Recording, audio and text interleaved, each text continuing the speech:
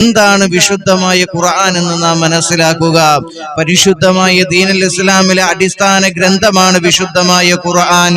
ഖുർആൻ എന്ന വാക്കിന്റെ അർത്ഥം നാം മനസ്സിലാക്കുക. ഖറഅ എന്ന് പറയുന്ന വായിച്ചു എന്ന അർത്ഥം വരുന്ന ഒരു പദത്തിൽ നിന്ന് പിടിച്ച ഒരു പദമാണ് ഖുർആൻ എന്ന പദം.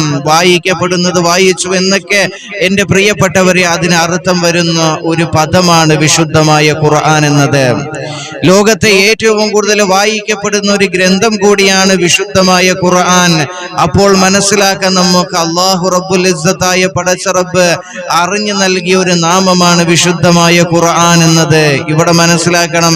ഇന്ന് അതുകൊണ്ട് ഏറ്റവും കൂടുതൽ ഇന്ന് ലോകത്ത് വായിക്കപ്പെടുന്ന ഗ്രന്ഥമാണ് വിശുദ്ധമായ ഖുർആൻ. അതിന് ഏറ്റവും വലിയൊരു ഉദാഹരണമല്ല ഈ പരിശുദ്ധമായ ദീനുൽ ഇസ്ലാമിനെ ഇങ്ങനെ വിമർശിക്കുന്നത്, ഖുർആനിനെ വിമർശിക്കുന്നത്.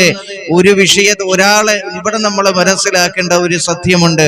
ഒരാൾ ഉയരുന്നത് എപ്പോഴാണെന്നറിയും? അവന് വിമർശിക്കപ്പെടുമ്പോഴാണ്.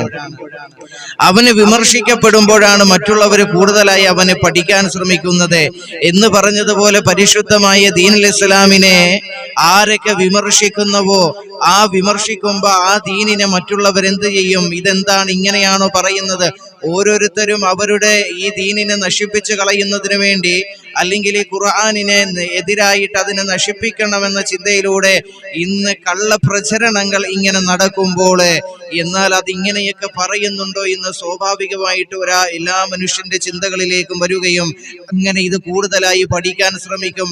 അങ്ങനെ പഠിക്കുമ്പോൾ ഇതാണ് കറക്റ്റായ മതമെന്ന് മനസ്സിലാകുകയും ഇതാണ് ശരിയായ രീതി എന്ന് മനസ്സിലായിക്കൊണ്ട് ഇന്ന് എത്രയോ ആളുകളാണ് പരിശുദ്ധമായി ദീനുൽ ഇസ്ലാമിലേക്ക് കൂടുതലായി ഇന്ന് ഈ ലോകത്ത് വളർന്നുകൊണ്ടിരിക്കുന്നത്.